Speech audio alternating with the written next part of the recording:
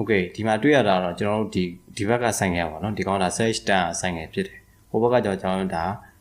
Ducati V4 ဟိုဘက်ကကျွန်တော်တို့ဒါ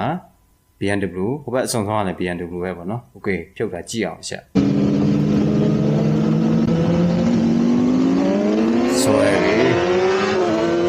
ယောဟိုဘက်က BMW တစ်ချက်ချိုးတော့ဘက်က Sage တန်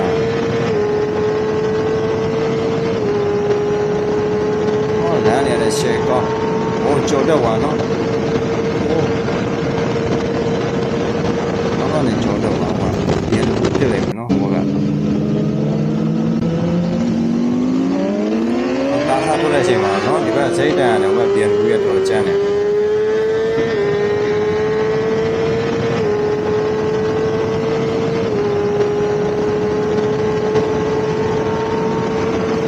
ရှေ့မှာရောက်တော့3စီနောက်မှကြံခဲ့တာတော့ဒါဒီကာဒီဘူးဖူးရဲ့နောက်မှကြံခဲ့နော်